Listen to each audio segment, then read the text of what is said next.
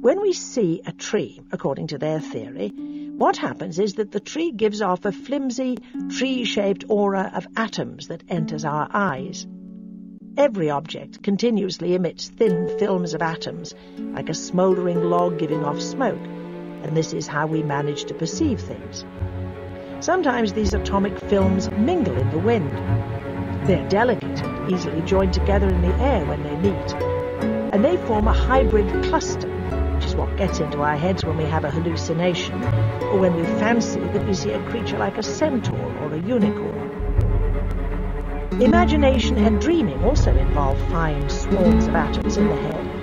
Having a fantasy or a nightmare is a matter of having received some of the many free-floating atomic clusters from the air and sometimes jumbling them up further. Gods, too, are the flimsy, mixed-up stuff of dreams. Our thoughts of gods are some sort of idealization based on human-shaped images that stream in from the outside, plus ideas of perfection concocted on the inside. We think of gods as looking roughly like people, if we're ancient Greeks, because that is how they appear in our visions of them. And we think of them as enjoying a tranquil and undisturbed existence, because that, according to Epicurus, is what fits our ideal of the perfect life.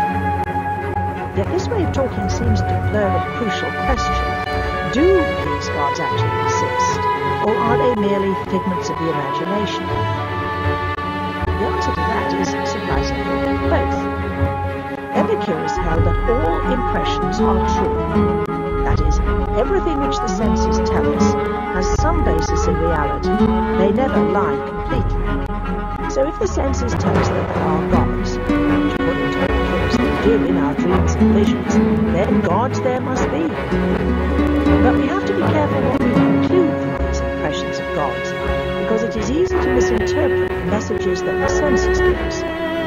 Although all impressions are true, opinions, on the other hand, are not all true, since they are judgments which we make on the basis of our impressions, and we judge some things correctly but some incorrectly, either by adding and appending something to our impressions or by subtracting something from them. For example, when we have a dream about a unicorn, we should not jump to the conclusion that there is a solid creature wandering about with a spike sticking out of its horse-like brow. That opinion or judgment illicitly goes beyond the evidence, for in fact all that the senses are saying to us is that a unicorn-shaped stream of atoms has got into our heads.